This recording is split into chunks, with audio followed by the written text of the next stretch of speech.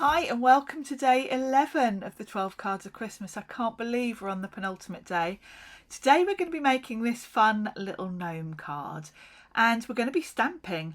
I realised as I was thinking up ideas and realising I've only got a couple more cards to make that nearly everything I've done so far has been die cutting. Because I do so much work for Sizzix, die cutting's kind of my go-to. And I wanted to do something a bit different before I get to the last card. So I've grabbed some stamps. I thought it'd be fun to do some stamping and some colouring. And I've grabbed two stamp sets from Simon Says Stamp. These are, I think they're a couple of years old now. I'll check if they're still available, and if they are, I'll put the details in the description box. There are two sets. I only end up using Gnome for the holidays, but the other set you can see here is called Gnome Peking. And I grabbed both because I wasn't quite sure how I was going to interchange the elements. I knew I wanted to use the sentiment, chilling with my gnomies, because that just makes me laugh. But then I wasn't sure if I was going to use gnomes from the other set or keep it all within the one set. So everything I've used is from Gnome for the holidays. So I've grabbed my MISTI, and this is cardstock that's great for using alcohol markers on. I'm in the UK. I buy this cardstock from Ryman's stationery shop. I can't remember what it's called. If I can find a link, I'll add it. And because I'm using alcohol markers, I'm going to be stamping these with Memento ink. So I'm just popping my two little gnomes on there. I'm going to fussy cut them, so I don't have to worry about placement here. And I'm going to stamp both at the same time. So I'll just close the lid and pick up my stamps, make sure I'm in the corner, and then I'm going to ink these up and stamp them both.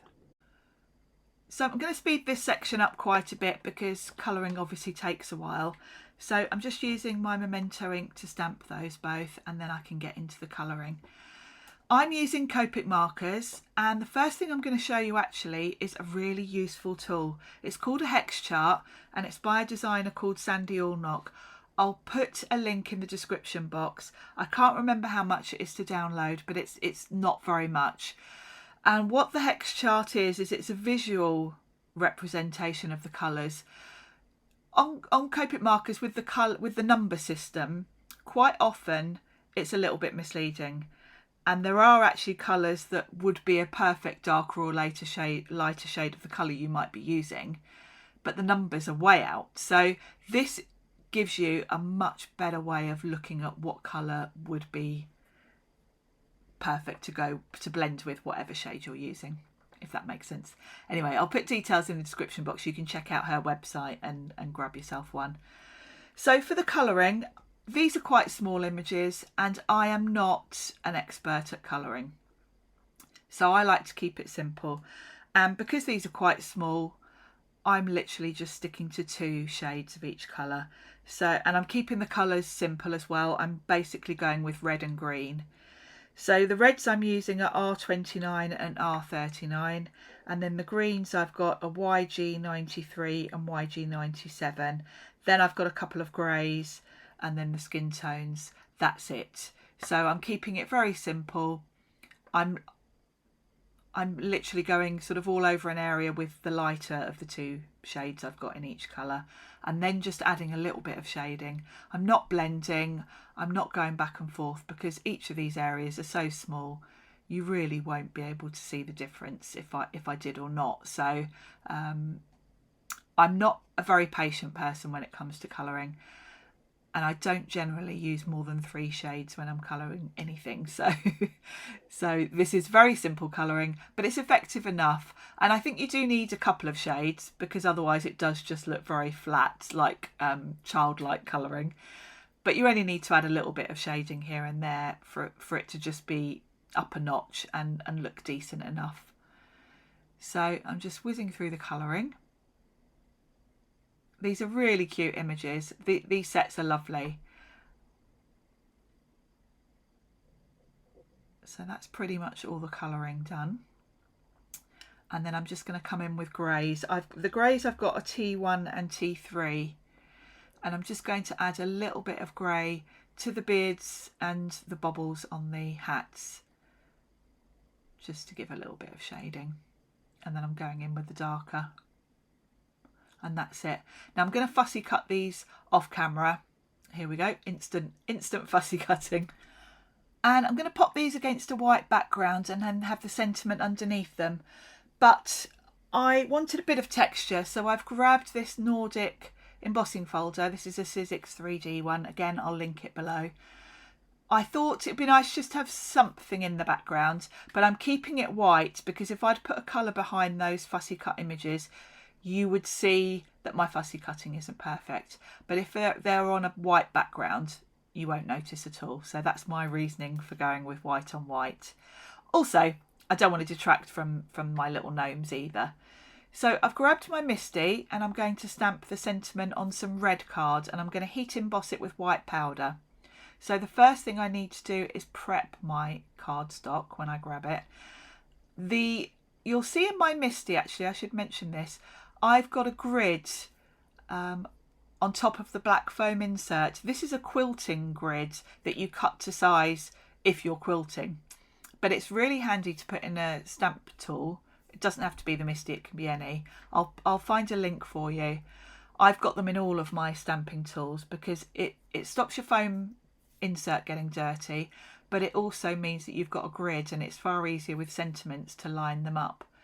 Now I'm going in really heavy with this anti-static powder because I'm going to be using white powder, which is a bit of a nightmare really. So I want to make sure that there's no static for it to stick to.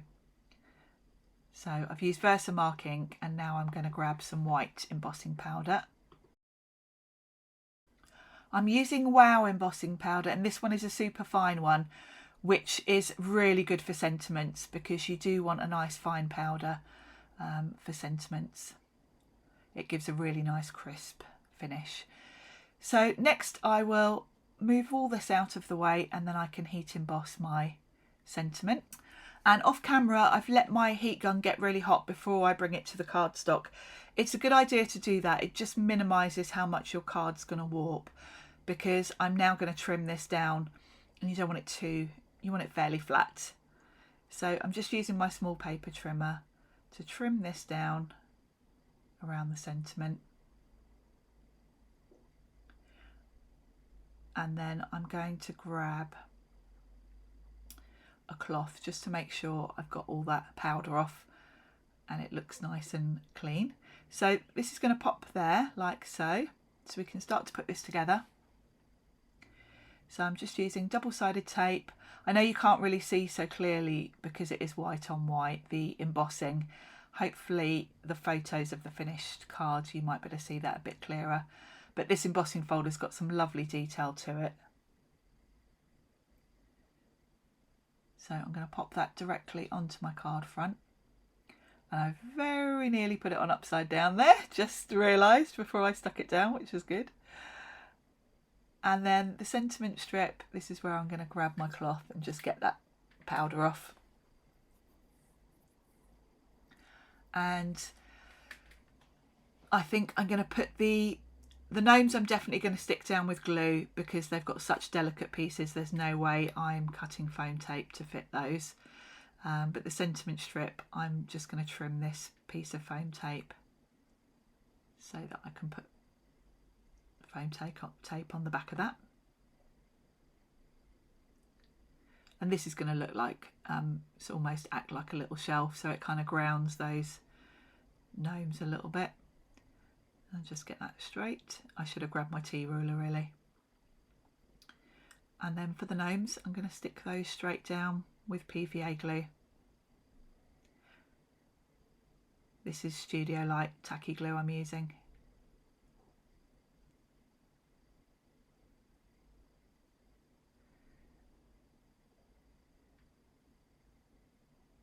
There we go. Don't they look cute? Really love these designs. And just as a final touch, I'm going to use my Quickie Glue pen just to add some glue to the bubbles on their hats. And I'm going to grab some really nice, this is Glamour Dust, which is a really nice iridescent glitter. And I'm just going to pop a little bit on those little bubbles on their hats to give a little bit of sparkle. And that's my card finished. Thanks for joining me today, and I hope you're going to join me in a couple of days for the very last card in the series. And don't forget also to subscribe to my channel. Thanks for watching, and I'll see you in a couple of days. Bye.